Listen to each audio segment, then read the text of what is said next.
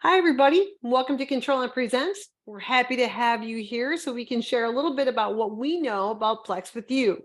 We figure that the more you know, the stronger the whole Plex community will be, and that's good for everybody, right? Been a little bit since our last session. Sorry about that, but we've had a busy holiday season and we're gearing up for a couple of go lives in the next few weeks. Today, our Shannon Hadley will be talking about some fun things that you can do in Plex that you might not have known about. Shannon's been with us for just about 2 years now, and in addition to being amazing at project management, data conversion, and report development, she just likes learning new things in general. So she put together a list of some of the more useful tips and tricks in Plex that you might not know about. So without any further ado, Shannon, take it away. Fantastic. Thank you, Patty. So good afternoon, everyone. And like Patty said, thank you for attending and welcome to another Control+M Present session. So today we're going to be talking about some of the little used screens and reports in Plex and some tricks that you can use. Often when we're on a call with clients, we get requests or comments about how, this would be nice or could Plex do this. That's not part of our standard implementation plan that's followed. So what we've done as a team is produce a short list of those screens in Plex. Now, while some are beneficial to specific departments, others you will find are more global, all of which I hope you can find useful. Most of the items that we'll be talking about require very little or no configuration at all, and you already own most of them. I'm hoping that today a good majority of you will say, "Oh, I didn't know you could do that." I'm also hoping that you'll get some good takeaways that you can implement easily and look like your very own company rock star. All right, so let's jump right into the first one. Well, I'm sure that most of you are familiar with using the document control system, creating folders, adding files. Did you know that you can create direct links to specific websites or that you can link to files that are on an internal server? Well, you can. And it's as easy as uploading a file, just like you would normally do. There's several options here. Example, for scanning a document. Now this one will require a little bit of configuration. But once you have the scanner configured, you can place a document in the scanner and Plex will pull it right from the scanner into the DCS. And you don't have to scan it to a desktop and then upload the file. So you can kind of cut out the middleman, so to speak. Now, this might be handy for your receiving department to scan in paperwork, such as packing slips or CFCs from the vendor. I can also refer to another document. And this is handy if you have multiple levels of folders and want to create a reference document in another folder. Now, changes can only be made on the original and not the reference document, but these changes will flow to the referenced one. When you work in a smaller organization, it's like living in a small town, just like I do. Everyone knows everyone. So when your organization grows or you have different shifts, you might not know who everyone is. Using the visual employee list, you can see who you work with. I had a little fun with this one and I pulled in Zach and Kevin and gave them a picture. So in order for an image to appear here, you need to add an image to the employee record. It's a very small link to be able to add that image. This can be security controlled, and you can give employees access to update their own employee record through the employee portal, or you can restrict access, and it can be done by an HR person. The in-out board is a way of keeping track of who's physically in or out of the building at any given time, and if required, why they're out of the building during the day. It's not intended for use as a time clock. For an employee to show up in the in-out board screen, they must be flagged in their user manager record to display on in-out board. You can see that there in the screenshot. The green in or the red out on the left indicates the employee's current status. Clicking on the word in will toggle it. So in will change to out and out will change to in. Nice and simple. When it comes to messaging in Plex, there's quite a few ways you can do this and many reasons why you would use each of them. We'll talk about communicating these messages a few ways during this presentation. Let's start with the first one. Maybe you want to announce the company picnic coming up in a few weeks, or remind employees that you'll have clients visiting your site and to make sure their area is spotless by a certain date. These messages can be used as a pop-up when they first log into Plex. You can also request that they acknowledge that they've seen the message, just like an email read receipt. They can also email themselves a copy of the message if they want. You can use expiration dates on them, so they stop appearing after a certain date, and this will help reduce maintenance time in the messaging system. If you have multiple messages for different groups of people, you can group them into types for better management by adding more options to the message type setup table. If you have multiple PCNs in your company group, you can send messages out to only specific users in a particular PCN. Maybe the company picnic might not apply to the facility on the West Coast, for example. They might have their own on a different day. You can target specific users or even users by security roles. Maybe you want the announcement to be directed to anyone in sales to remind them of an upcoming conference. All of these messages that are sent or acknowledged are being tracked for you by Plex. The company banner at the top is a small section that can be used for your company slogan, words of encouragement, reminders of an upcoming go-live date, or even birthday announcements. It's a static message that's displayed for all users system-wide. It's found in the same area where we set the pop-up messages. The messaging here is simply text. There's no pop-ups or formal formatting or even expiration dates. While this is a useful tool, it's a very small area and we can't do a whole lot to bring attention to it. So I wouldn't recommend using this for something that's very important. This one is a pretty simple one, but it's still quite handy. We're all familiar with the search grids in Plex. They all look similar.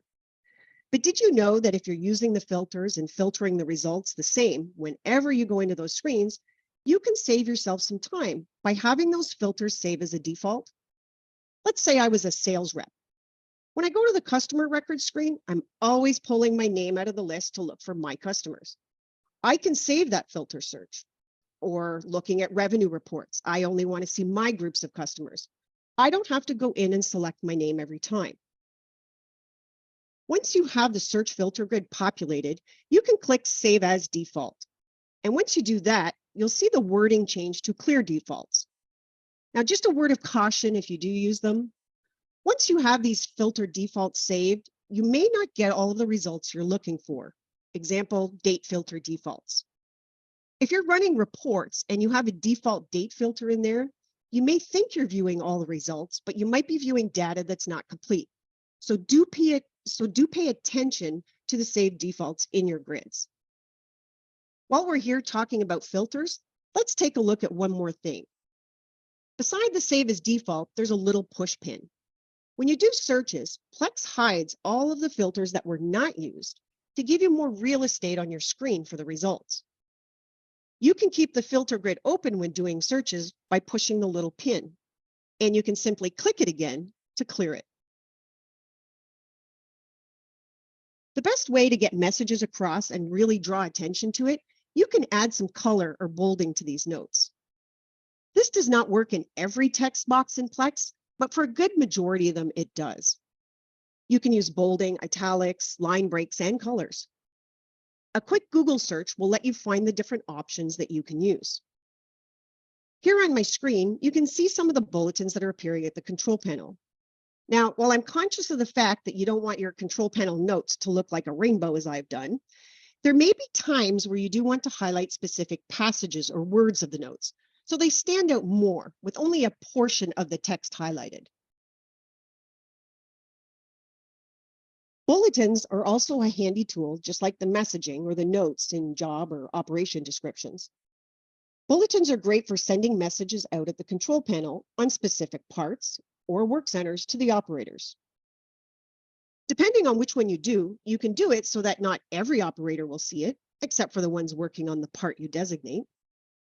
These bulletins go direct and will be visible immediately once the page refreshes. They don't require a job unload to have the notes refresh. There's other bulletins for the building that can go out to all work centers and all parts. There's no need to apply the coding to these bulletins like we saw earlier for the HTML. Plex has a built-in formatter in these screens to make it much easier. What better way to improve processes than to get feedback from your employees who do that process every day?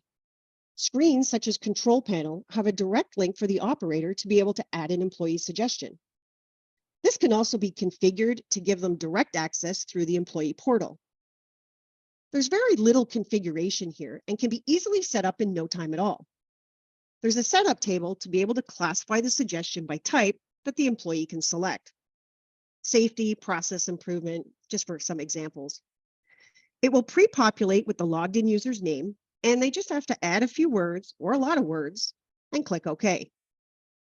There's also a section in here that will allow your health and safety team maybe to record the response to the user or any action that's going to be taken from the suggestion. It also has an integrated points system and a dollar tracker that can show, based on that suggestion, how much money was potentially saved. Favorites are a great way to keep track of the screens you use most in Plex. It can save the typing in the go-to search menu throughout your day. But did you know that you can also organize them into groups? Let's say you're the backup for a particular job if a coworker calls in sick. You can have those favorites for that job saved in a different folder to remind yourself of the tasks that need to be completed throughout the day. Did you also know that you can set a particular page that you use the most as your home page in Plex?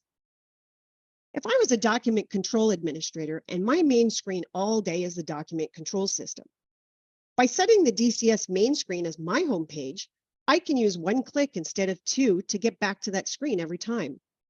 Very much like setting a home page in your browser to be Google or ABC News. You just click the home button, which is your Plex logo, and it brings you right there. Similar to the visual employee list, this one takes it a little bit further. Once you have all your employees set up in Plex and you define their direct reports in the employee record, then that's really all that's needed to get this screen functional. You use the employee screen in the job description section to define the reports to person, and that's it. The org chart will display properly. If you double click the name in the chart, you'll get a pop-up similar to the visual employee list, and you can see who they are. This one is also security controlled, and you can have it available in your employee portal. Meeting minutes is a great way to keep all discussions or meetings in one place. If you have a minute taker in your meetings, they can record right in Plex for everyone to reference after the call. And you can save on unwanted or unnecessary emails from being sent out after the call. If anyone needs to reference anything, they can simply go to Plex and pull it up. You can even link these minutes to customers and suppliers. By adding different types through the setup tables, you can classify them for easier searching or reference. You can even link the attendees of the meeting to keep track of who was there. When you click the email function of the minutes, it'll default to all the attendees that were selected.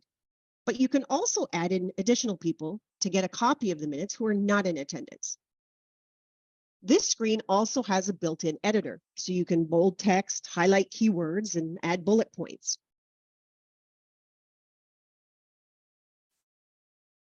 This is a great must-know function in Plex. Whether you're just getting ready to go live or you've been live for a long time, it's still a great project to start. By clicking the question mark beside the go-to search box in the upper right of your Plex screen, you'll see that there's an option for Help Panel, and there's two options in there. The first one is Help Topics. This is the Plex provided information about the screen that you're on. This is also a great way to find out how to do things or to see what a particular field does or means. The other side is the work instructions. This is where you can upload your customized work instructions for your users. All users who have access to that screen will be able to simply click the link and download the work instruction, just like they were actually in the DCS, without even having to navigate away from the page. Now, these are for your internal process-specific work instructions. If you don't see the option, you may need to see your system administrator and have them turn on the setting to allow it. This is a little-known report in Plex. While it doesn't have a more functional purpose than demonstrating the reach of Plex throughout the world, it is quite interesting to look at and thought I'd add this to the list of topics today. It will show you the counts of production and check sheets added, containers moved and shipments sent all over the world. There's a few different ways you can set this screen to view the activity. Global mode is the one I set usually when I go in to take a peek. If you'd like to see a little more action, you can put it in time-lapse mode. This is a report that may need to be turned on before it's accessible. This screen seems to be a little hidden gem for most. It's a great visual representation of what's happening in your shipping department. It will show you all scheduled shipments, what shipped, when it shipped, and if it was actually shipped on time. It has a date range filter, so you can look at specific time periods. It is not a full on-time delivery report. There's no calculations, just a listing of the shipments, color-coded to show a yes or no if they shipped on time.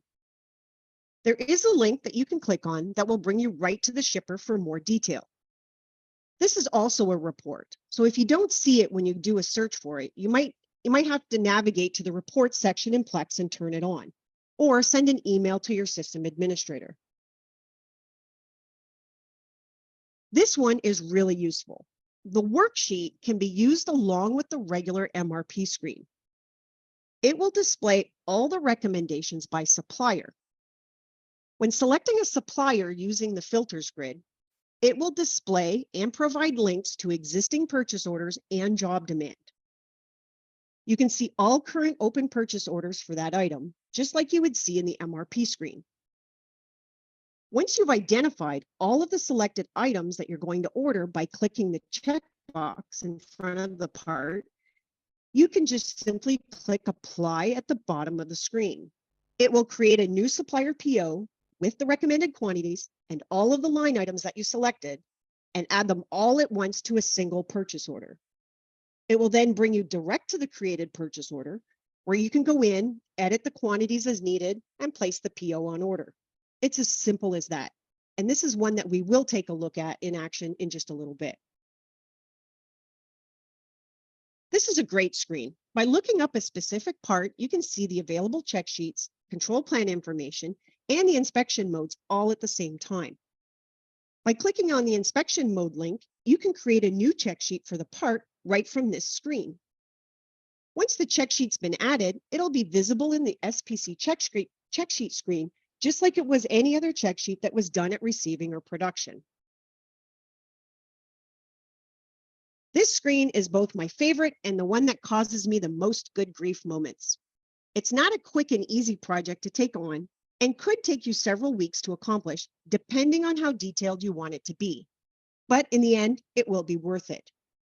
Once this screen is completed, you can have it displayed on your shop floor on a TV, and everyone can have a great visual representation of what's happening out on the floor. Just like the title says, it's a visual shop floor. You design in Plex your shop floor layout just as it is. You can see work centers showing their current status, what job they have loaded, and the operator has currently clocked in and running production. You can have inventory locations that you can click on and see current stock. You can show walls and pathways and doorways, even a shipping dock and a receiving area or anything else you might have. To get started, Plex can provide you with a basic icon pack that you can use. This will require a Plex case to have them added to your PCN. Just a small word of advice, if you're planning to start this project, I would recommend getting the case into Plex as soon as possible to have them added. That way, they'll be in your PCN when you're ready to start. If you're a handy photo editor, you can create your own GIFs for this project and use your own icons instead of the Plex provided ones. In this screenshot I'm showing here is a sample of how you can design your own shop floor. Now, if you're a really big facility, you might want to create the shop floor based on area. You don't have to have just one. I could have, say, the press area, the shipping area, the assembly area, all in different layouts. Otherwise, things can get a little squished when designing it. Once you have the elements added to your shop floor, you can also add click actions. This means that if I click on a work center icon that I've added, it can bring you right to the control panel. This is the part that takes the most time. While the click actions are almost limitless, it does take quite a bit of trial and error to get the right one. They're not very detailed on what they actually do. I always leave this part to the end. First, design the layout. Then do the fine tuning of what you want to happen after. Basically, I like to do the fun stuff first. I will go over the basics with you to get you started, and once you do a few of them, you will get the hang of it.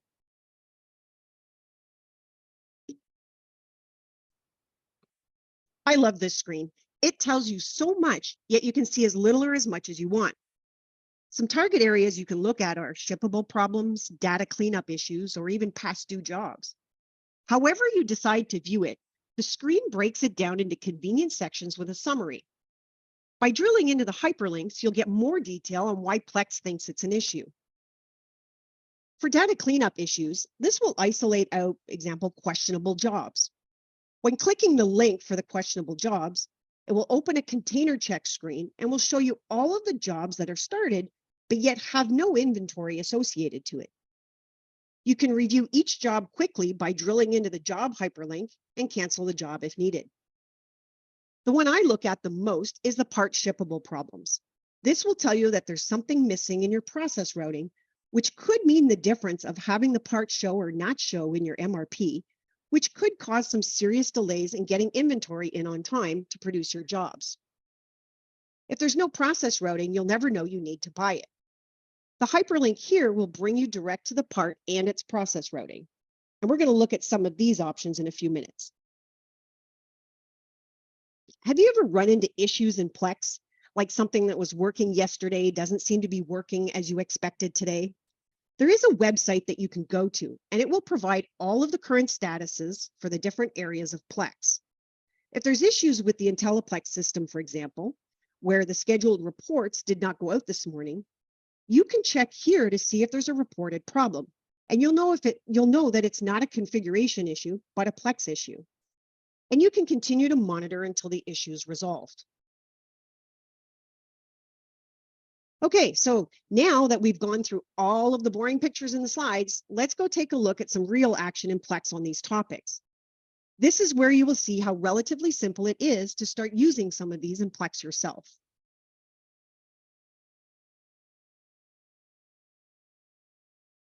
All right. Hoping everybody can see my Control+M Colo PCN here. So the first one we're going to start with is the document control system. Now, I'm just going to do a little apology here in advance, so you're going to have to forgive me. I will use this opportunity to do a shameless Control+M plug here. In my DCS, I've created a folder called Control+M Presents Training. In here, I'm going to create a link to our Control+M YouTube channel. For those of you who are not familiar with this, this is the repository for all of our Control+M Present sessions. Hopefully you've attended some other of these in the past. And if you missed some, you could go to the website and watch them. Today's session will also be included here if you need to go back and watch it again. When I click on Add in the blue action bar, I'm going to get a small drop down with 7 options. If I click in the one for web address, okay, it's going to open a screen that looks just like I'd selected to upload a file. So I can give it a name. Let's start with that. Okay. And what I'm going to do here is I'm going to go to our YouTube channel and I'm going to copy the address. And so here I've got the box for the web address and I'm going to simply paste it in there. So when I say OK, you'll see that it looks just like it was a regular file. But when I click the link, it's actually going to direct right to our YouTube channel.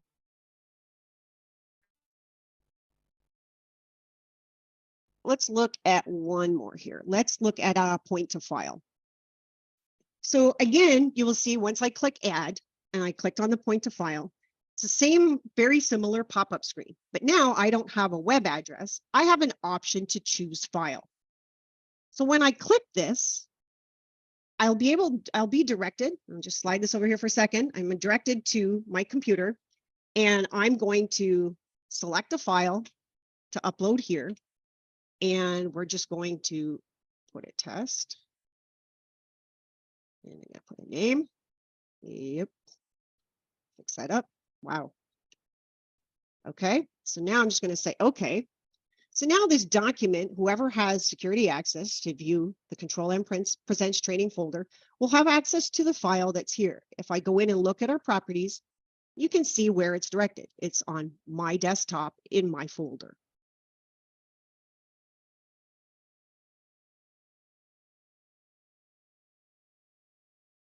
All right, the visual employees list. So here, when I hit search, you can see I've added pictures for Kevin and Zach. Patty doesn't have a picture. So I'm going to hop over into the employee record, and I'm going to go to Patty's record. Sorry, Patty, I'm going to make you a guinea pig today. Oops, geez. Patty. So here in the employee record, this is that little link I was referring to. So once I click this, I can simply add an image. And I'm going to put Patty. And I'm going to say upload and just say, okay. So now when I go back to my visual employee list and I hit search, you'll see Patty's picture populated in here. See, we've got a nice little theme going. The other thing I want to point out is if you're going to give access to visual employees, do you remember back in the day when you used to be able to put quotes in your high school yearbook? Plex is a similar one, and it's called a personal message. I can't add a personal message for Patty, but if I go down to my record, I can click on it and I can add my own personal message. Maybe you could have things that you like to do, or hobbies, or special quotes that you think everybody should, pay attention to. So in this one here, I just took a Charlie Brown quote. Okay, now the fun ones. To go to the messaging, we're going to click that little bell right here at the top, and we're going to get two options. So the first one I'm going to do here is I'm going to do a message, a straight out message. Okay, so when I click on add, it's a pretty basic screen. This one here, I'm going to call it a pop-up. I actually want it to pop up on the user's screen. And let's say I was planning a Control+M picnic for the 4th of July, and I'm going to have some notes in here.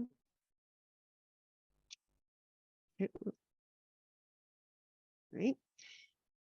This is where I will be able to set my expiration date. I would ideally put it the day after maybe the event. In this case, I'm just going to leave it and expire it tomorrow. I'm going to flag it as active. I want somebody to acknowledge that when they've received it. Over here on this side, I'm going to say it's only going to be for users in my Control+M Colo PCN. For my users, I don't want it to go out to everybody that's in there. For this one, I'm just going to put it for me. So it's going to go out to only a single user in this PCN. And I could also do it by security roles or groups in the system. So just to simply say, okay, here, the minute it redirects me back out, my page refreshes, right away, you'll see I have the company message. So here, in order to clear it, I have to acknowledge it, and I can email myself a copy if I want. So when I click OK, you can see here for referencing, there's the company picnic, an acknowledgement was required, and one user has currently read it. So let's go back here on the bell, and let's go to the company message banner. That's this one right here at the top. You see how we've got two messages, and it kind of all blends in together. But if I click the message banner here, and let's say I just wanted to change it, and let's say I just simply replace the text and say OK. So now I've changed it. So every user on every screen is going to see that company banner.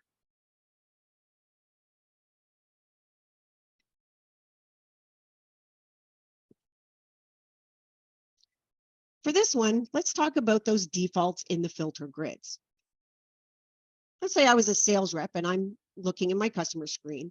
Every day I come in and I have to pick my name. and say, I want to see all the customers that are assigned to me. What I can do, just put this back open, is there's the save as default. So when I click that, I'm going to say defaults have been saved. So if I just navigate back here a little bit, go back to the screen, go into the customer record one more time, it's saved with my information. So all I have to do is hit search. I don't have to do those extra clicks.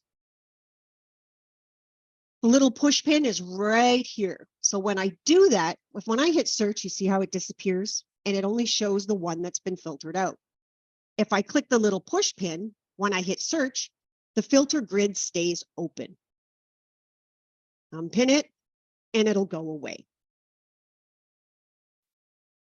Let's go take a look at some of the HTML stuff. Let's go in here and I'm going to look at Job Manager and open up.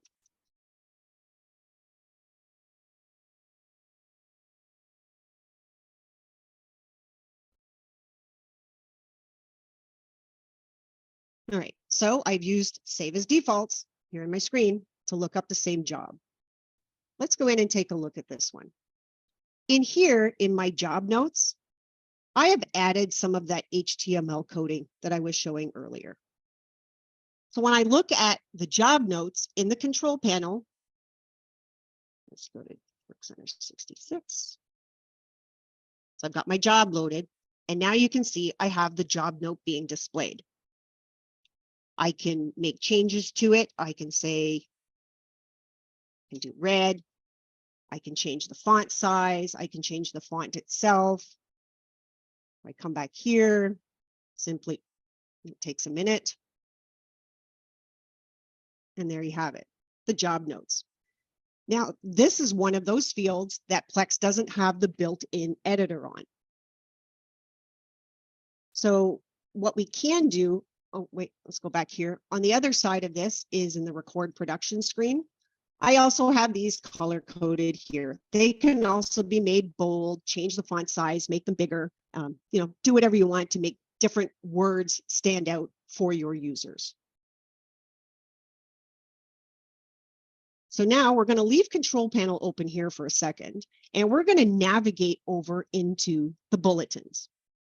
So let's look at the first one, which is part bulletins.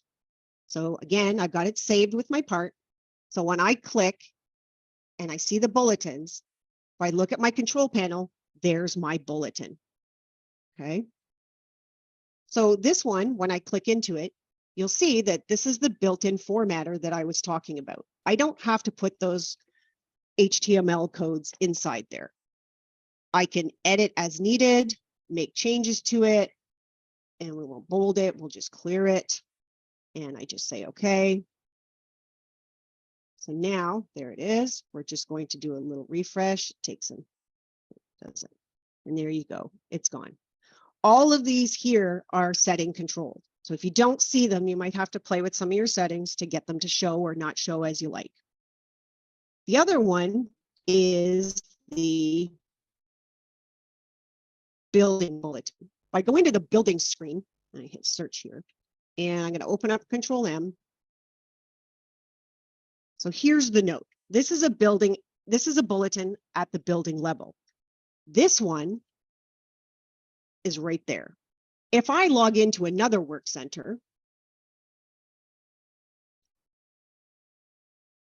you can see my building note, but you no longer see my job note, and you don't see the quality alert that I had. It's all specific on who and when you want the users to see the notes. Okay, let's go back over here. So you'll notice here, I've got my wonderful Control+M Presents folder, and I've got this wayward favorites sitting in here. In order to manage these and clean them up, I can simply manage my favorites. In this one here, I'm just going to click the line and I'm going to remove it and just say, okay. So now when I look, I've got my favorites all nice and cleaned up. What I'm going to do is I'm going to set a home page. So right now, if I click Plex, it brings you to the standard landing page that we all have. So let's say I'll go back to Job Manager And let's say I wanted to have this one as my landing page. When I go to add to favorites, I simply click this little checkbox right here and say it's going to be my home page. So now I can just say okay. So if I navigate out and go anywhere else, let's go back into employee detail here, and I want to click now my home button, I simply click it and it's going to bring me right to the job manager. Just do a quick little time check here. Okay. Let's go add some meeting minutes. I'm going to go ahead and click add. So in here, what I'm going to do is I'm going to set up a quick little meeting. I'm going to give it a name. And I'm going to say, we're good. All is good. We're operating at full capacity. And I'm going to do a little bit of formatting on it. Say I want to put some bullet points in there. The date and time is automatically stamped from the time and date that I'm entering in the meeting minutes. I could flag it as private.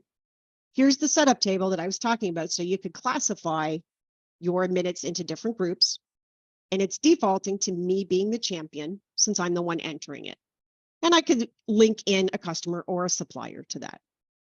So right now I don't have any other action items. So first I'm going to have to say, okay. So now that I have my meeting minutes, I can simply drill back in. Now I have the option to add attendees. So I can say who was in my meeting. And I'm going to say it was a fantastic meeting between me and Jill and Dodson. So when I say, okay, I've added the attendees. If I wanted to email the notes of our discussion, it's going to pop up with Jill and Chris. But what I can do is say, you know what, even though Patty was in attendance, I'm actually going to send her a copy of the notes so she could actually see them as well. And then I simply have to say, okay, and a copy is going to get sent out to everybody in the email.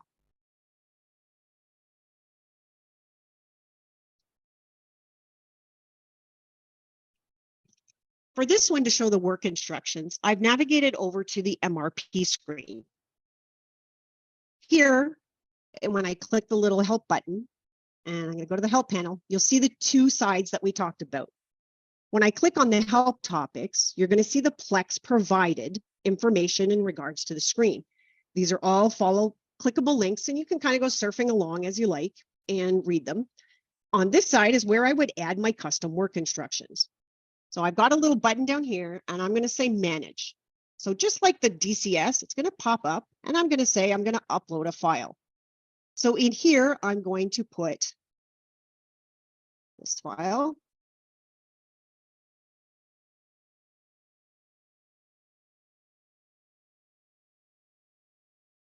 Okay, and there we have it. I can simply say close. So now I have a direct link in my MRP screen for my internal processes. And I can simply click and it's going to download for my user and they can open it up, which is opening up on the other screen. And there we have it. Put some wonderful old snowshoes for everybody to see. And I can simply close that out after. Okay, so we're getting kind of down a little bit in time here. I'll do a quick one for the MRP supplier worksheet. And I'm going to look for my general S supplier. And I'm going to see recommendations only. So here it's going to list all of the parts that I could buy from my general S supplier. If I already have purchase orders, it's going to show me here. And it's going to give me the list of the purchase orders and the information. I can close that. But let's say I wanted to add this one, and this one. We're going to add resin, Corning, and pineapples to our general S supplier. So when I click apply here, it's going to take those items. It's going to create a purchase order. I could put it on order right away, say apply. When I go look at my line item list, it will have already added the 3 lines that I selected with the quantities that were on our recommendation screen. Now, once I hit the back button and go right back to the MRP worksheet, they've actually dropped right off my list. All right, and let's go take a look at one more. The visual plant floor. I have one that I've already set up under Control+M Presents, and I've designed myself a low stop floor. I have multiple work centers that are currently in different statuses. This one here, if I hover on it, I can see the part, the job, and the work center is currently in an off status with no operator clocked in. But if I go back here and I go back to my work center, I could clock in.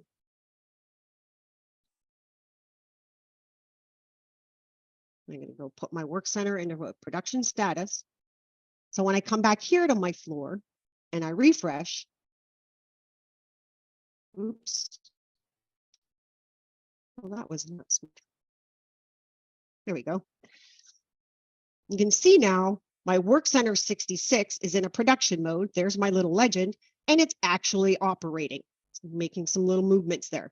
This one here is in a maintenance, and this one is in an off status. The other options are this one here. Just scroll down a little bit. It's currently in setup. I could have things like this where I've got shipping and receiving locations. If I click and double click this truck, what it's going to do is it's going to open up an inventory screen and show me all of the inventory containers that are currently sitting in the shipping location. Pretty cool, huh? So what we're going to do is I'm going to show you how to just get started. I'm not going to build all of this together, but we will get started. So I'm going to go back here and I'm going to clear my plant floor and I'm going to put a new one. And we're going to call this one today sample. I can have a background. The background is nice just for designing. Then you know if you're in a design mode or a display mode. So let's click our sample. So the display mode is going to show me my pink background. When I go into edit mode, it's going to disappear. Step one is to add an element. First thing we're going to do is, here's all the icon packs that Plex puts in your system for you. First thing we're going to do is we're going to add a little work center. So here's your options.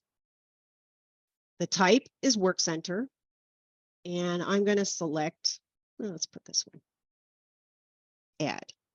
So because I said I was picking a work center with a work center type, it's asking me, okay, what work center do you want to link it to?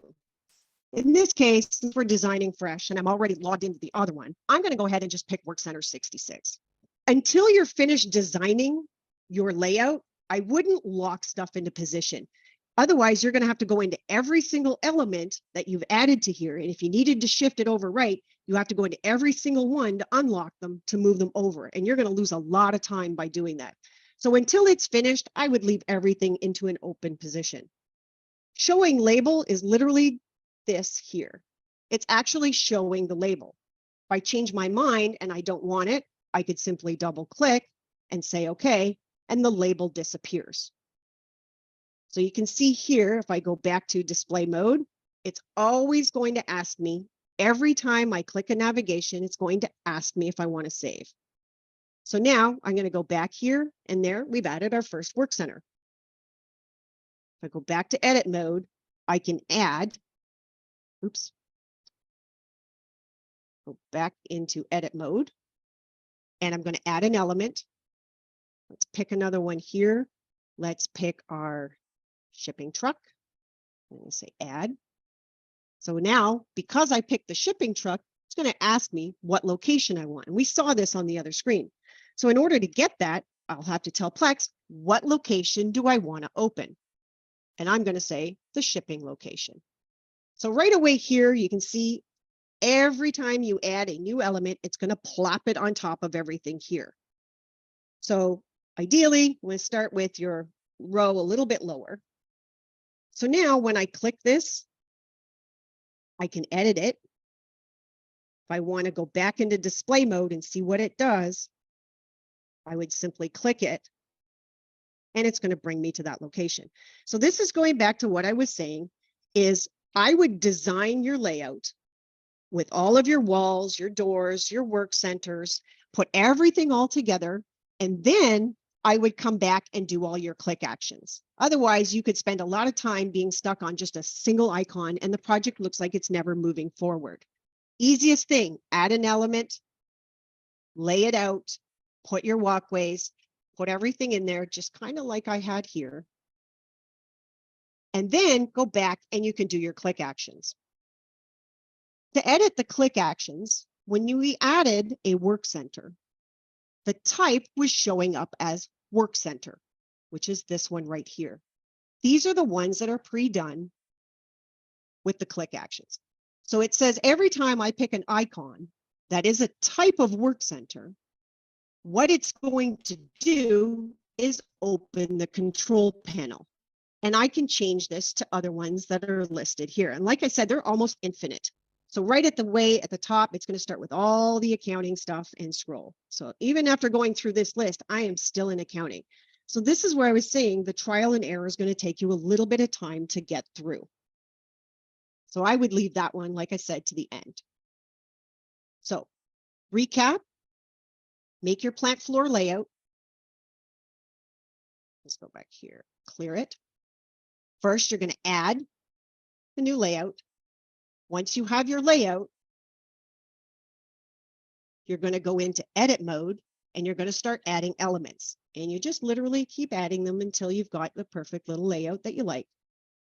Navigating from editing to display mode, just simply click it back. Plex is always going to ask you, and there you have it running. So here we've got somebody working at Debbie's Pizza here in the pizza brick oven, and we've got somebody here and nothing else is currently going. Okay, Patty, how are we doing with time? I think we're a little bit out of time. Did we want to leave the rest for Q&A or at this point? Well, sure. And if we want to do an additional session, we can. Shannon, could you indulge me though and show my favorite trick? Can you go to accounts payable invoices? This is my fave. I try to tell it to everybody. And this will work in every screen. I just happen to check to make sure I can get Shannon there right away. So go to accounts payable invoices, invoice number is XYZ. Well, that's nice and easy. Yep. Go ahead and click on the invoice number and put your cursor in a date field. Any one of the date fields, and the little white arrow to the right, and the white area next to the right where your mouse is flashing. If you're in there and you hit the plus key on your keyboard, that date will go up by 1 day. If you hit the minus key, it goes down by 1 day. If you feel like you hate calendars, which for some reason those calendars annoy me, that's a good trick. We did get a request to do an MRP diagnostics session. I would love to do that, and I'm grateful for the request. So thank you for that. I'll definitely put that on the list. I told Jill she can hang up, so I guess I'll have to take care of that. We've gotten a couple requests in the chat to find the MRP supplier worksheet. So Beth asked is it available in Classic? It is. If you can't find the MRP supplier worksheet or MRP diagnostics, let us know. So see where Shannon's got MRP diagnostics and MRP shortages under the search reports results. In UX, you would just click for reports and look there. In Classic, it's either going to be in all reports or it's going to be in the Vision Plex screen. So if you can't find it, email Shannon or myself. We're more than happy to help you find these. And thanks for the great idea on the MRP diagnostics session. Okay. So Shannon, great job. I hope oops, wait a second. Heidi wants to know if in Message Center, how do we assign to a module only, not at the launch page? Shannon, are you prepared to show that, or do you want a little prep? We're playing Stump the Chump now. Playing Stump the Chump. Okay. Let's see here. The messaging screen. Let's go back in here. Message manager. Yep. Yeah. I thought there was a way to make it show up on a specific page, Heidi. There is in Classic. I haven't found it in UX yet. Well, I love the positive attitude, Heidi. You always have a positive attitude. Haven't found it yet. I haven't found it yet because we use that exclusively on our control panel. And from the control panel screen in Classic, there's in Message Manager drop down, it says add message to this page, but I'm not finding that in UX. So Okay. Shannon, if you don't find it right away, we'll get back to you, Heidi. We know how to find you. I'm pretty sure I have a meeting with Shannon soon anyway. Good. Good. All right. So Shannon, if you do find it, pop in. Otherwise, I just want to say, I hope that everybody on this call learned at least one new thing. My personal favorite is the supplier worksheet, which some people call a shortage sheet. So I'm sure you all have a favorite from today as well. I'm going to get this out on our YouTube channel either today or tomorrow, because I think everybody on this call is going to benefit from watching it more than once, or possibly sharing it with your staff. So we're going to be putting together our next session in the coming weeks. Like I mentioned, we've all got a really heavy travel schedule coming up. So I need to find somebody who can squeeze a session in. And if I can, it's definitely going to be on the MRP diagnostics, because I love that report. So stay tuned for our next subject. And as always, thanks for your time today. We really do appreciate you joining us. And like I said, we'll be posting this out. Check out our channel. And if you like what you see, give us a thumbs up or subscribe. And please remember to spread the word. These sessions are no cost, no obligation. We're not going to call you and try to get your business. We just want you to be happy using Plex. So thanks a lot, Shannon. Thank you everyone for joining us, and have a terrific day. Thank you, Patty. Have a great afternoon, everyone. Thanks. Great job, Shannon. Thanks, Patty.